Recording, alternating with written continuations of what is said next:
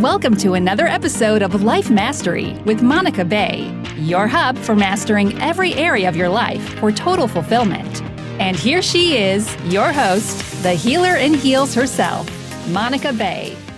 Well, hello everyone, and welcome to the show. Today I have with me a very, very special guest. I have Dr. Rashad Richey. Dr. Rashad Richey's aggressive and opinionated on-air style led him to being voted Best Talk Radio Personality in Atlanta by readers of the Atlanta Journal-Constitution for his weekly midday news show and talk, 1380 Woke, W-A-O-K. Rashad is also the political social commentator for the People Station V103, the nation's largest urban station. He also provides insightful commentary, special reporting, and breakdowns of local and national news on various radio and TV networks, including MSNBC, Fox National News, and many more. This year, Rashad was nominated for an Emmy Award. Let that marinate, an Emmy Award. He was also named Top 40 Under 40 by Atlanta Business Chronicle and one of Georgia's most influential people. Yes. He was also honored by President Barack Obama with the Presidential Lifetime Achievement Award. Let that marinate as well. He is the chief editor at large and senior editor of Rolling Out Magazine and the founder of Rashad Richey Foundation, Inc., and much more.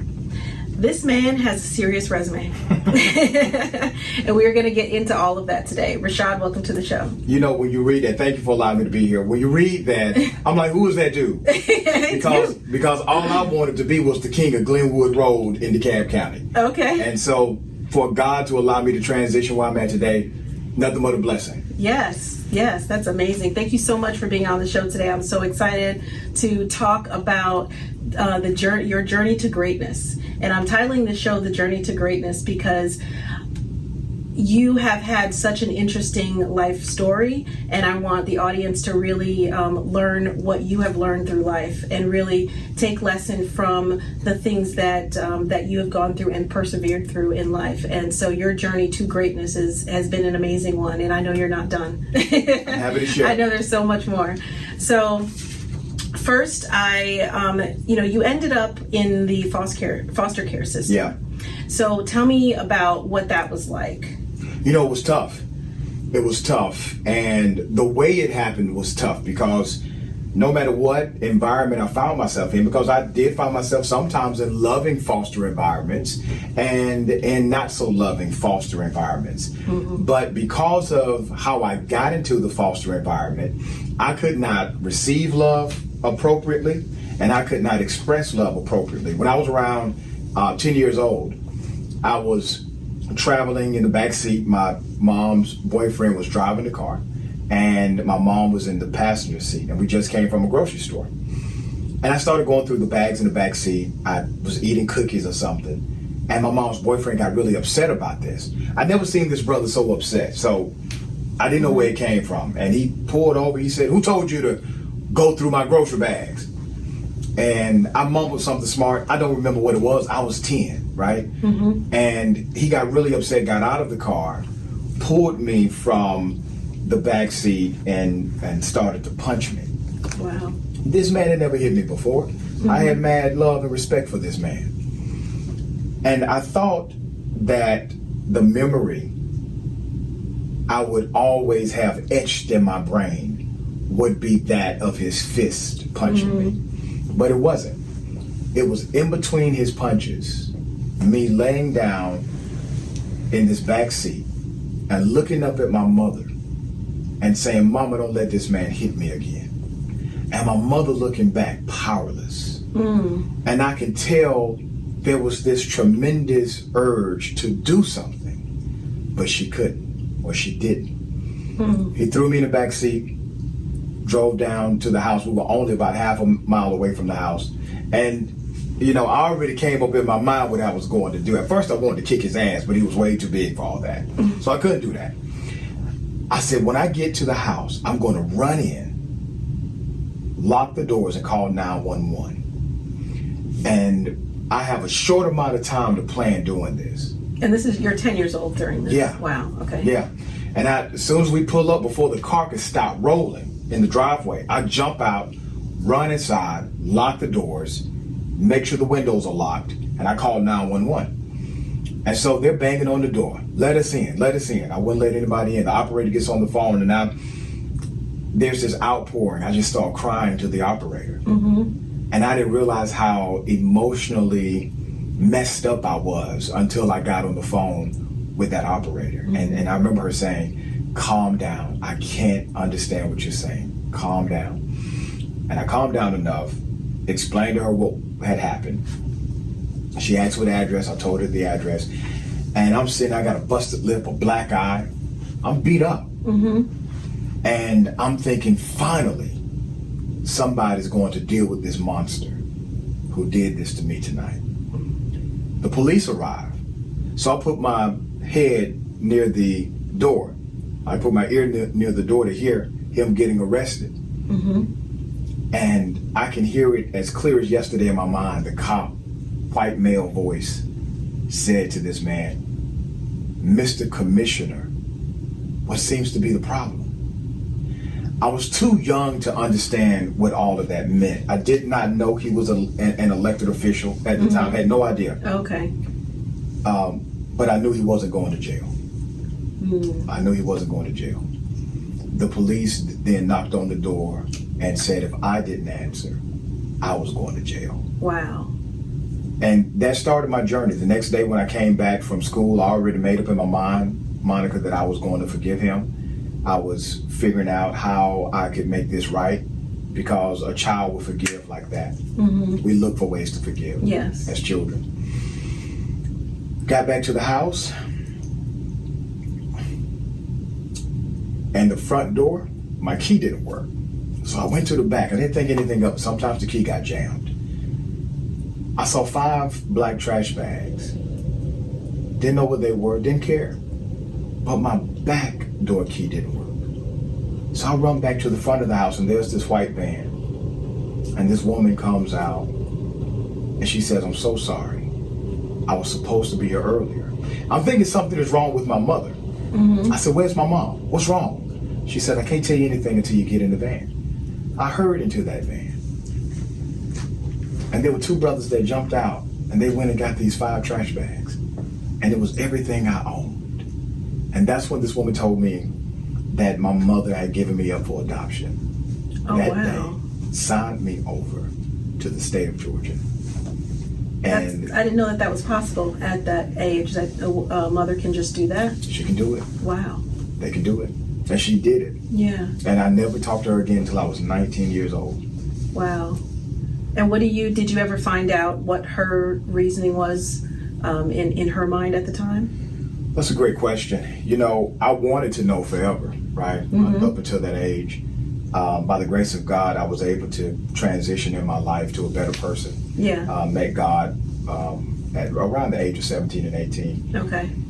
So at 19, I'm working as a youth pastor. I've skipped over a lot of stuff that happened. I'm working as a youth pastor, and I still have a lot of hang-ups with authority.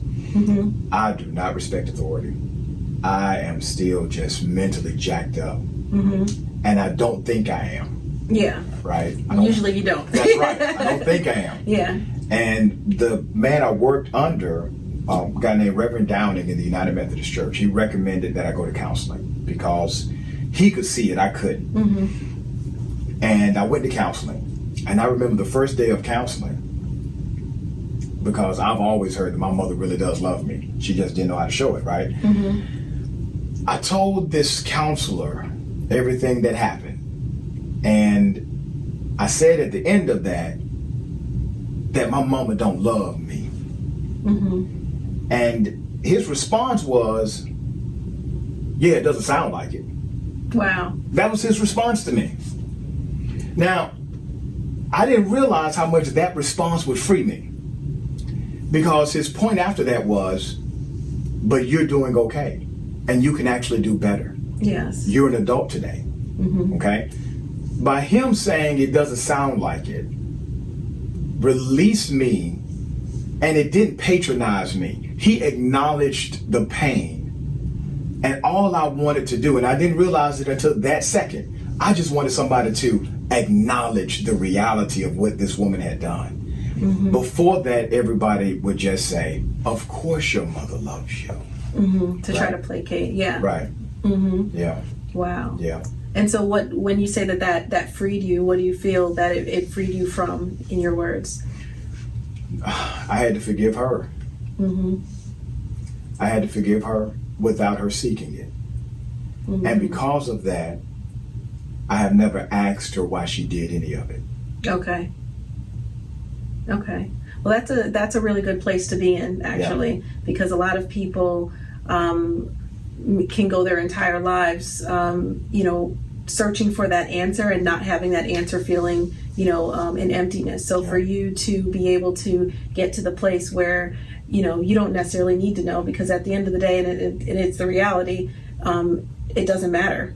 Right? It doesn't matter. Because at the end of the day, it happened. There's nothing that you can do about it, the fact that it happened, and all you can do is move on and continue to be the best person that you are. Right. And that's exactly what you have been doing. Yeah, and it's a process. Great. I mean, I would love to say at 19, I totally forgave my mom of everything that happened, but I didn't, and it's a process, and it continues to be a process. But I tell you, I'm much more respectful to women than I was back then. Okay? I'm much more open to connectivity than I was. So me being okay with allowing the process of forgiveness to take root in me has allowed me to truly connect with the world outside of me. And I'm a firm believer that you can't change what you fail to acknowledge. And so I had to and continue to try and acknowledge places in my life where I'm fragile, or where I'm vulnerable, or where I'm just jacked up. That's great. Not a lot of people are willing to, look in the mirror like that. Yeah. So I know, obviously, in order to get to where you are today, all those accolades that I read earlier, and the accolades I didn't get to read, but we're going to talk about. What do you think some of the pivotal moments were in your life that has brought you to, the man that you are today, given your, your beginnings? When I was 17 years old, I went to jail. Nothing new. I had been to jail a bunch of times before 17. Okay. But I always went to juvenile. And at 17, I'm riding in the back of this DeKalb County police car. And I told this cop, I said, "You're going the wrong way, brother. Panthersville Juvenile is that way." And this cop looked back with a smirk on his face. And he said, "Son, if you want to break the law, you need to learn it. Georgia now puts 17-year-olds in real jail." That's when Georgia passed the law that if you're 17 now, you are an adult. Okay? So I went to adult jail. I was facing 22 years in prison. I was living a street life. I was a gang member. I was a gangster disciple. When you're in jail, you don't have friends. You just have homies. And those homies may be there for you. They may not. And I go into this very cold place with seasoned criminals. But I found somebody, a cat from my old neighborhood named Psycho, and I run up to him and hug him. I completely forgot I was in jail. And he hugged me back. And I said, "Psycho, it's so good to see you, man." And he pushed me off of him. And he said, "Don't you ever call me that again." Psycho had found God inside of jail. Okay. And he no longer wanted to be identified by his street name. Yeah. His name was Ronnie Purvis. And he told me his real name. I said something like, "Man, miss me with that. You're going to go back to doing what you used to do as soon as you get out." And he told me he was in for manslaughter, that he's not getting out anytime soon. But I saw him, and I saw his life. I saw his life change. I saw him treat people with decency and respect. I saw him pray every day. I saw him read his Bible. But it wasn't that made me consider his faith, which was Christianity, because he said Christianity did this for him. Okay. It was when he walked away from a fight that I knew he could win. That to me was the strongest display of strength I had ever seen in a man in my natural life. When he walked away from a fight that I knew he could win. And that's what made me start giving God an opportunity to come in my life. And that transformed me. So I went through that process, accepted the God conscious in my life. I spent a year in jail. I was bonded out on Christmas Eve by a foster mom who heard I was in jail. Oh, wow. She just heard it and said God would not allow her to sleep until she bonded me out. She put up, it was a $22,000 bond, and she put up the money, got me out of jail. Less than a week after that, I was at a church, and a couple of months after that, I was the youth minister. Wow. And that was the last time was that the last time that you ever got in trouble? No, goodness no.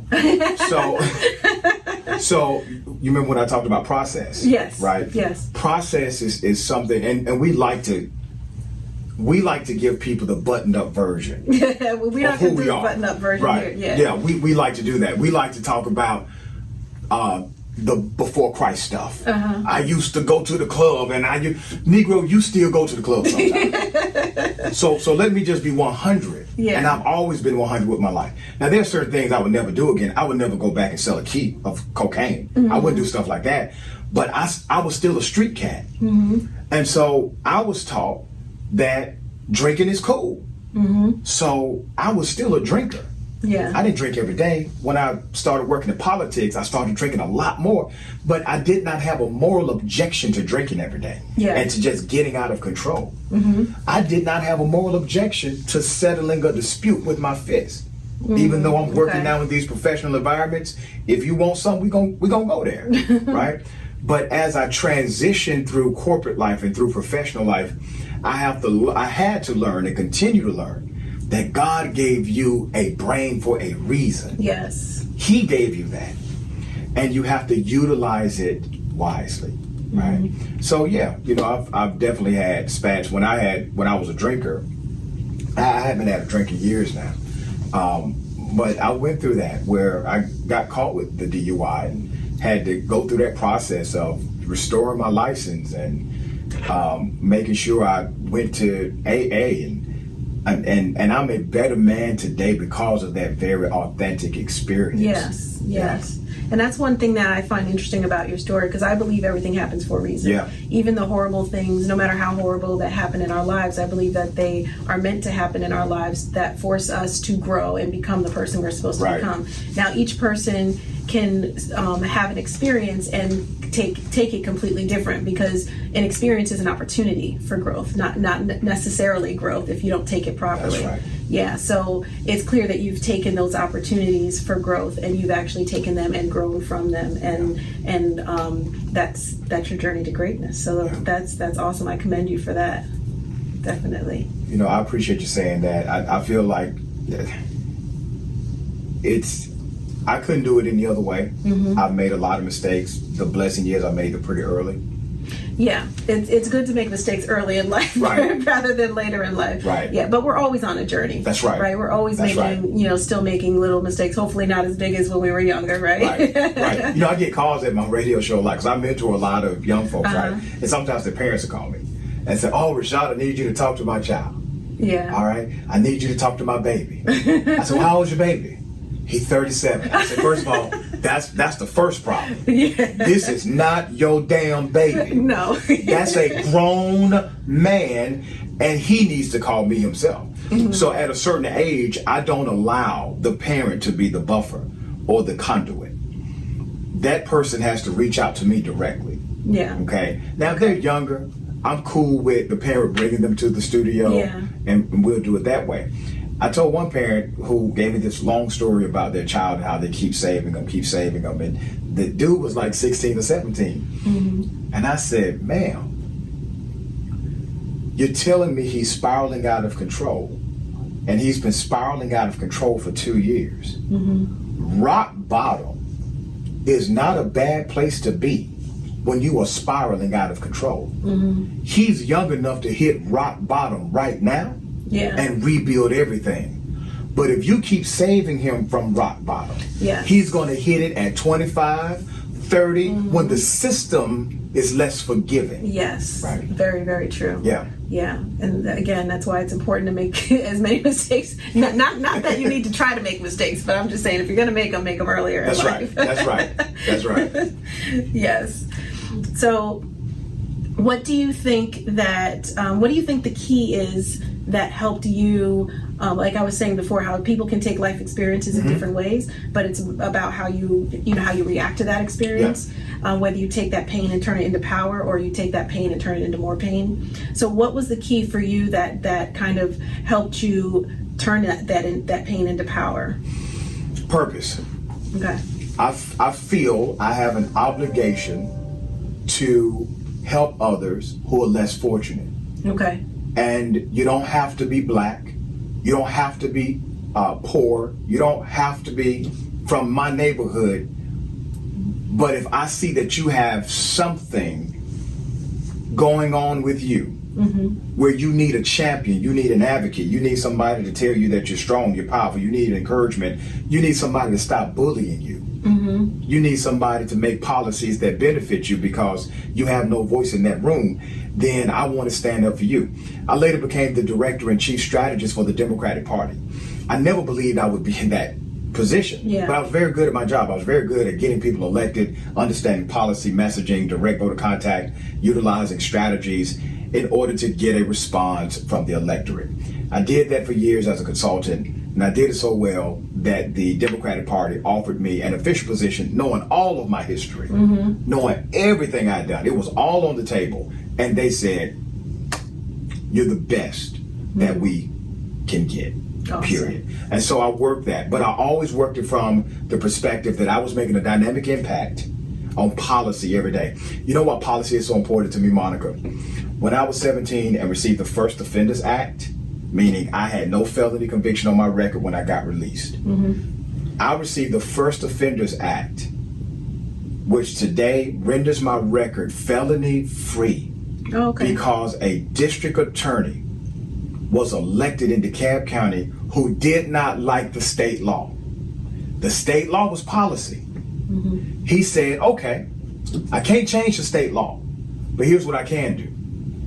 Anybody who's between 17 to 25 and you get arrested for a felony in my county, we're gonna give you a first offender status so that you never have a felony on your record. Now, if you go out and commit another felony, that's on you. But because of that one policy, I'm felony free today. I was able to go to college. All right. I was able to apply for financial aid. I was able to work with companies and for institutions that never could, by policy, hire a convicted felon. And so I'm here today, in part, because of policy. That's awesome. Yeah. That is awesome. So, what do you think gives you the strength to persevere in life? You know, I draw a lot of my strength from my faith. Okay.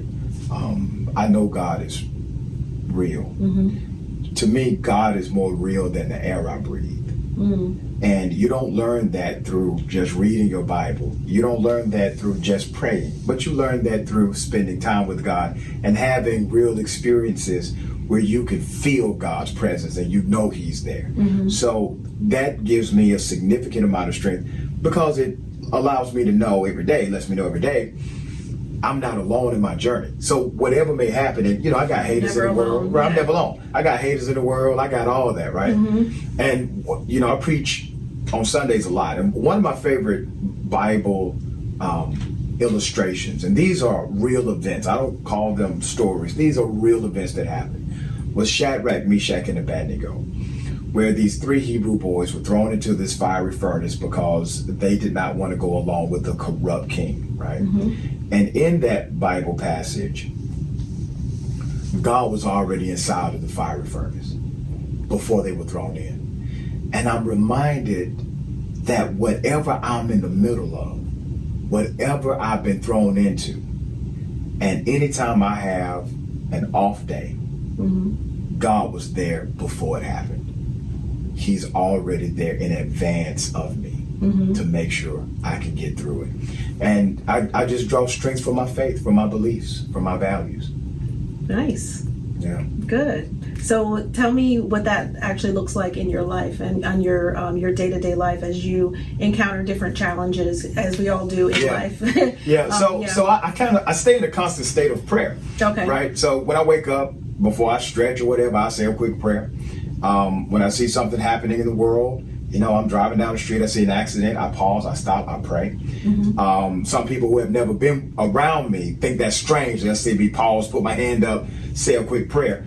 I believe in expressing your faith through works. I believe faith without works is dead. And so when there are people that are in need, and for whatever reason God has allowed me to be in contact with this person, I'm going to try to fill that need, because I feel that God has allowed the encounter to take place. Mm-hmm. So regardless of how they got to me, they got to me. Yeah. Okay? They're in front of me now. I can't just say, well, somebody else will help them. Or why don't they call? I don't do that, because for whatever reason, God allowed them to be in my face right now. Mm-hmm. Right? And so that's an expression of my values. That's an expression of my faith. And that's how I live my life. I'm not perfect. I'm okay with not being perfect, because I understand that I'm a man before I'm anything else. Mm-hmm. And the human experience is an experience too. Definitely. And I think some people want to dismiss the humanity part. Well, if God wanted you to dismiss the humanity part, he wouldn't have made you human.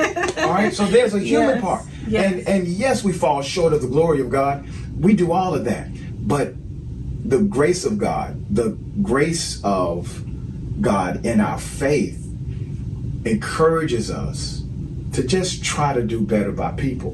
Mm-hmm. You boil down scripture and it says God is love, right? God is love. Mm-hmm. Man, that to me is one of the most overlooked passages in the entire Bible, that God is love. So if God is love, why am I so judgmental? If God is love, mm-hmm. why am I so intolerable? If God is love, and I say God is in me, mm-hmm. right? So I try to live that life, and I've come horribly short sometimes, but that's why. You're human. That's why we're spiritual beings living a human experience. That's right. Yes. And I just to piggyback on what you were saying about people encountering you, and you being allowed to be encountering in that person. I always say that we have collisions. Souls collide, right? And because we're souls living a human experience, but as you encounter other souls, and sometimes that those collisions, I believe they all happen for a reason as well. That's right. And so if someone is in your space, you meet someone, you have an opportunity to make a connection. You have an opportunity to both get something out of that interaction, whether that collision lasts a second, an hour, a year, a lifetime. Mm-hmm. It's something that is supposed to happen, and you should definitely take advantage of that. Yes, I agree. Yes, and so it's also helping other people while you're in that collision all day with them. Yes. So what are some of the things that I know you mentor, mm-hmm. right? So what are some of the topics that you mentor on, or is it just in general life and helping them? Mentorship it's not like an off the rack suit. It mm-hmm. has to be tailor made. Yes, definitely. And there are variations of mentorship. Mm-hmm. You could be the mentor that gives a pep talk every now and then. You are generally available. And then that's the mentorship that is intrusive and aggressive and challenging. Mm-hmm. And anyone who comes into my life saying that they want me to mentor them, okay, I make it crystal clear that this ain't what you want. Now, if after I say that, uh-huh. they are still persistent, then they will get it all. I had a brother who came to one of my events, and this was a Saturday. I had about 5 events starting from early morning to the evening time. Mm-hmm. And he said, man, I want to be like you. And I said, no, brother, be better than me. Mm-hmm. And then he says, well, what all did you do today? And I laid out my schedule for that day. And he said, man, that's a busy day. I said, brother, that's a Saturday. That's all it is. Yeah. Process. I teach leadership studies, psychology of leadership at the university, one of my specialties that I teach in. Okay. And I'm thankful for higher education. I'm thankful for Clark Atlanta University. I'm getting my 2nd doctorate there. Nice. but it has taught me how to say things that we already know. Higher education sometimes won't teach you a new thing. It just teaches you how to describe that new thing better. Okay. And I try, even in my studies and my pedagogy as a professor, to always make sure that I'm not trying to just deliver a lesson or content, but I am trying to connect the content. What I've learned in that is that we are relational learners. Like a lot of Black folks are relational learners, and some folks are cognitive learners, where you can come in, you can say 3 or 4 paragraphs and challenge folks to critically think and to answer A, B, C, and D. Because part of our job is to make sure people are critically thinking and they are being analytical. But what I've learned is that when you make the relational lesson happen, when you let anyone know how this relates to their life, to their being, to their own self-awareness, they will analyze it perfectly. They will be critical about it perfectly once you make the relational example happen. Okay. So that's how you, that's your preferred teaching method? Yeah. Right? Yeah. And I'm, It makes sense, though. It does make sense. Yeah, the craft is developing, right? Yeah. But I'm very intentional. I do something called educational equity. And educational equity in the classroom simply means that I don't come in with a preset bias about how y'all gonna learn this lesson.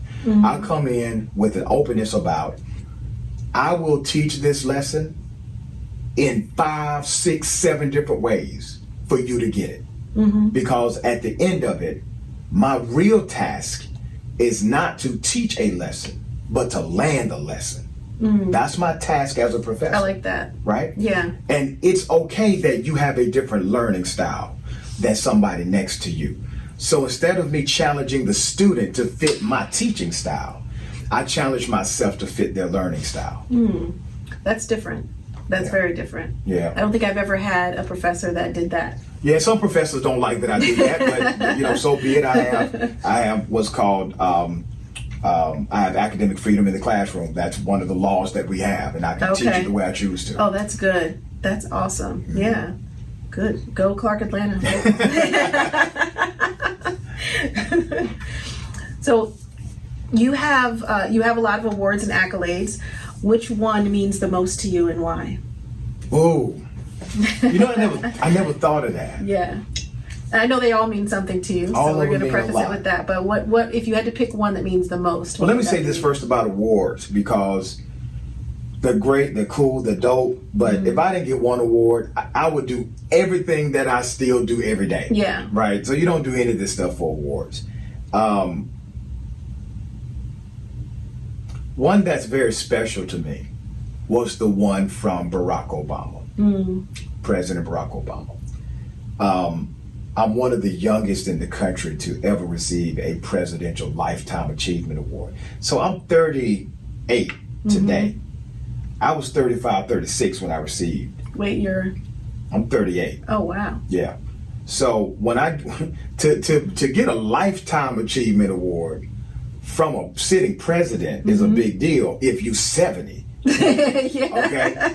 To be 35 and getting it from that guy. I mean, I have so much respect for him. Obviously, I've worked around him for many years before getting that recognition. Yeah. And there was pressure. See, a lot of people don't know this part of the story. There was pressure from some cats inside of the political conversation to not do that for me. Oh, really? Because of my rough background, because of my history. Yeah. Right? That I'm very open and honest about. Well, if anything else, that to me, that says more of achievement. If you're obviously not that's what President Obama thought. Yes.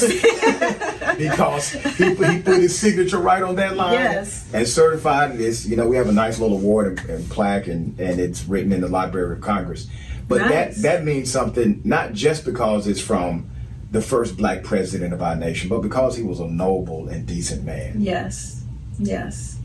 That's amazing. So yeah, I was dumbfounded at the age just because of everything that you've already achieved. Yeah. You look young, but just because of the resume, I'm like, you did all that before 30. But I learned a lot of that hustle in the streets. Yeah. Well, right? It does teach you. The streets do teach you. Definitely, they teach you entrepreneurship. That's right. I learned the laws of supply and demand early.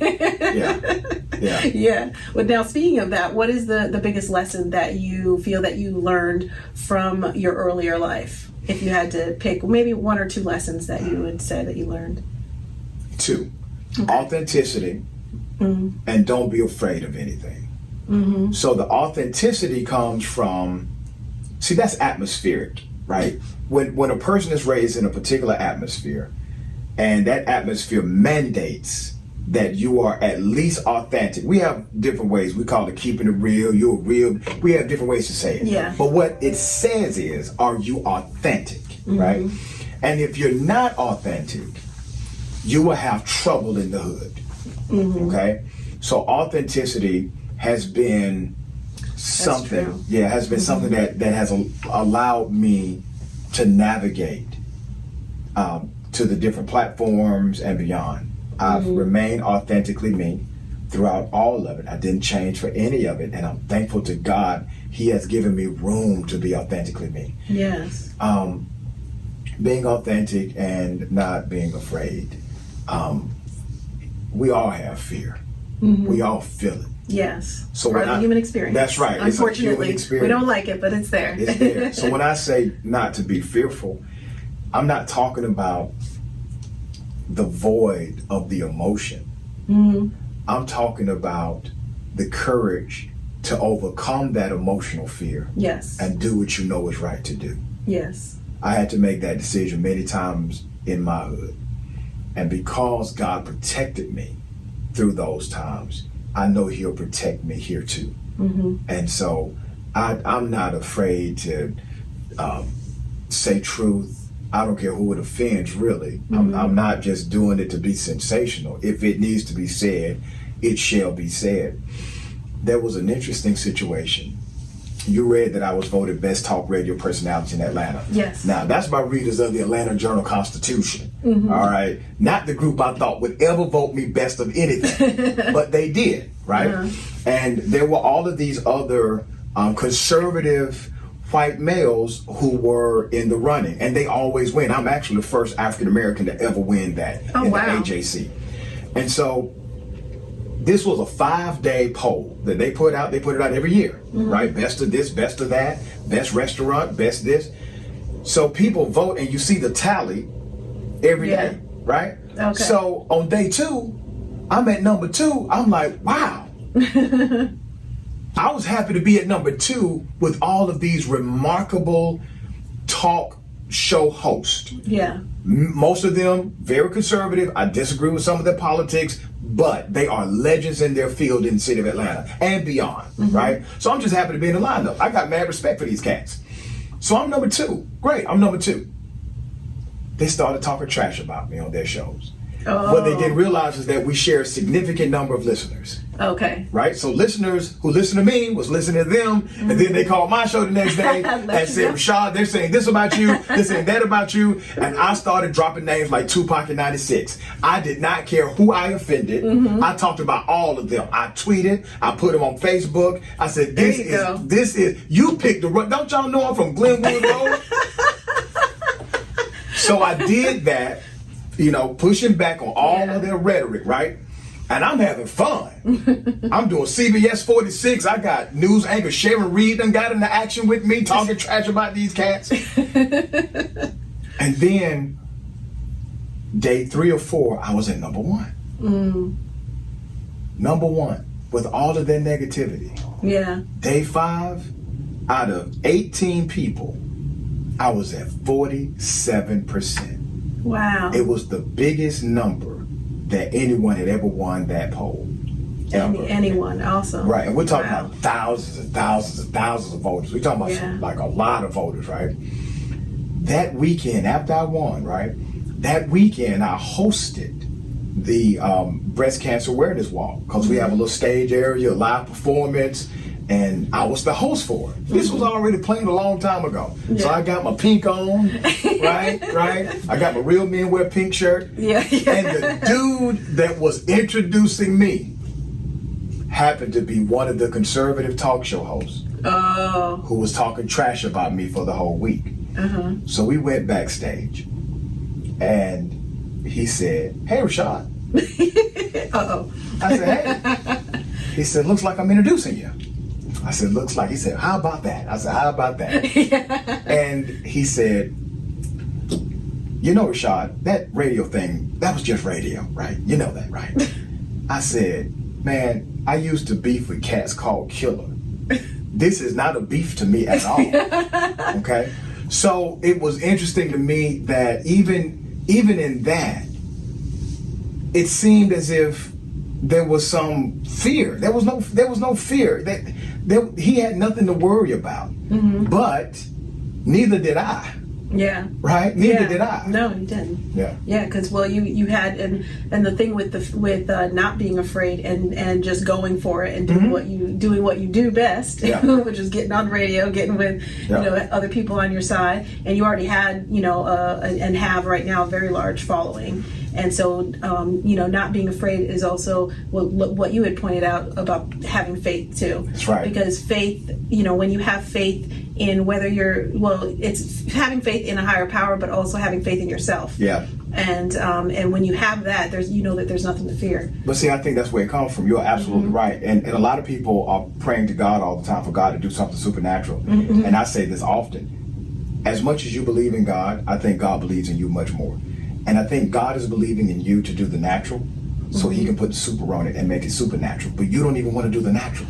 Yes, you want that him is to do so it true. all. Yeah, that is so true. Well, it requires action. That's right. And a lot of people want to, no matter what your faith is, whether you believe in God or whether you just believe in, the universe, whatever that is for people, a lot of times they want to just put the intention out there or ask, pray for something, and then they fail to do what they need to do on their end. Right. Because your actions are the vehicle with which everything manifests. Yeah. So it's necessary. Yeah. Yes. Yeah. Awesome. Yeah. So you got a lot of little questions on that. I do. On that sheet of paper. I do. I think you making some up.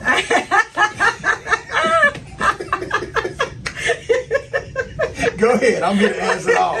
Okay. Well, I want to know about your foundation because I think it's interesting that you started a foundation. Yes. And I commend you for that. And I know that there's a passion behind that. So tell us a little bit about your foundation. The Rashad Richey Foundation was founded to make sure we had an avenue to fund educational and cultural awareness opportunities, and also to mentor. So I get checks every month from people who just go online, they go to RashadRichey.com, they see that I have a foundation, and out of their love, they write a check. I send it back with a recommendation of who they can write that check to. My nonprofit, the Rashad Richey Foundation, is 100% self-funded. I accept no outside contribution whatsoever. Oh, wow. Okay. One, it gives me the freedom to do exactly what I believe needs to be done, and it's a quick turnaround. So we've had schools call up. There was one school, true story, it never made the news, but it should have.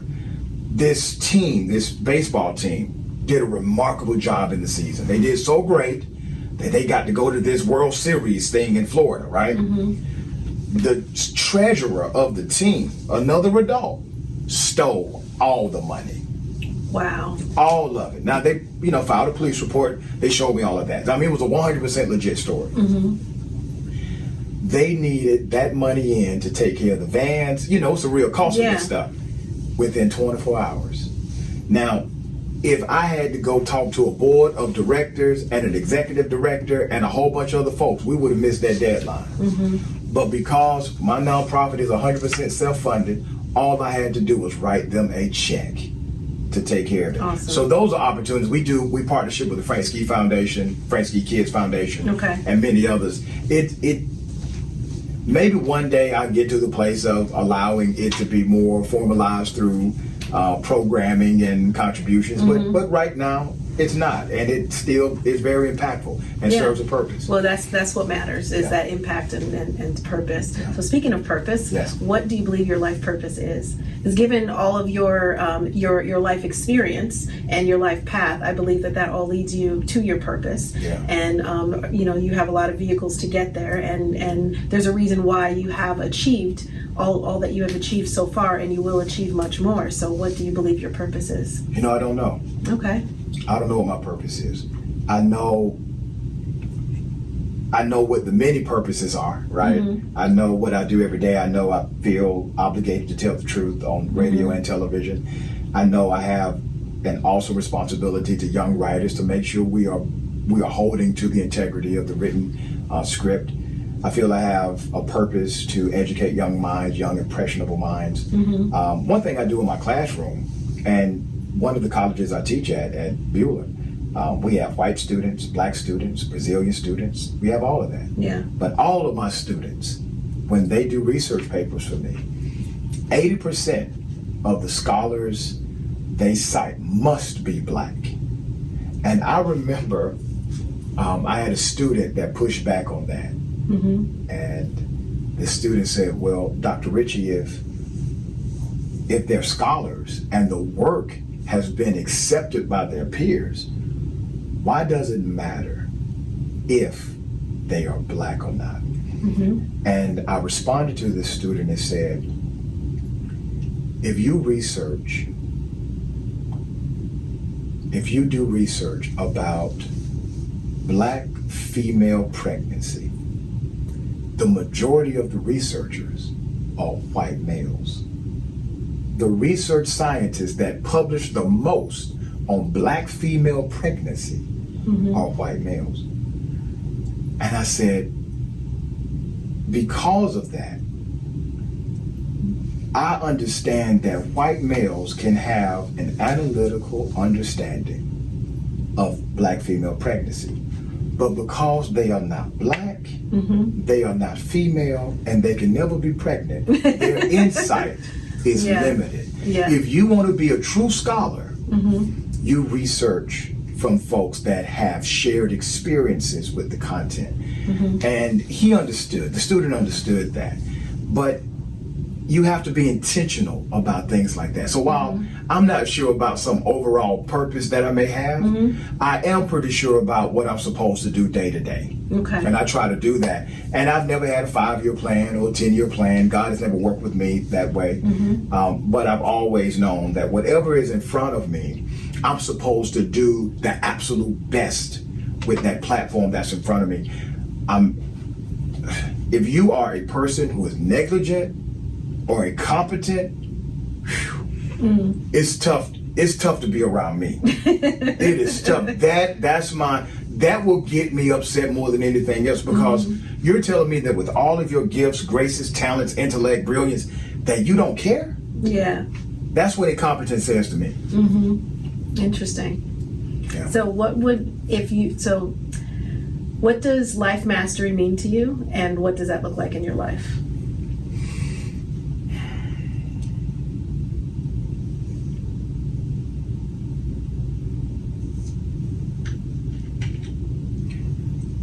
For me, purpose has to remain at the forefront of what guides me. Okay. And life mastery, I think, is about finding a balance, which I have not found yet. Okay. But a balance between purpose, between self-awareness, and how that interacts in the outside world. That goes for your romantic relationship, your corporate relationship, and beyond, to those that you help in the community. I say yes way too much. Okay. I give a whole lot more than I probably should sometimes. And I don't get enough sleep. So, and I'm constantly pulled, but I'm allowing myself to constantly be pulled. Yeah. So if I ever got to a place of life mastery, to me that means I've figured out how to properly balance these things. Yeah. Without having a lack in any of them. Yes, and I agree with that as a partially definition of life mastery, because everything is about balance. Yeah. And that's always what we're striving to do. Even our bodies strive to stay in balance. That's what homeostasis is, but it always comes out of balance, and it has to get back into balance. And that's just kind of the way of nature, really.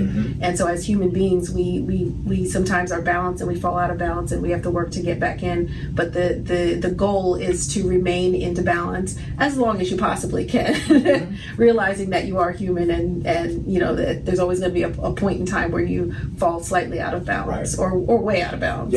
And it is, to your point earlier about awareness, you know, that awareness and self-awareness, but also you know, that spiritual connection with that self-awareness to really fully understand, you know, where you are in that, on that scale. Yeah. I'm with that. Awesome.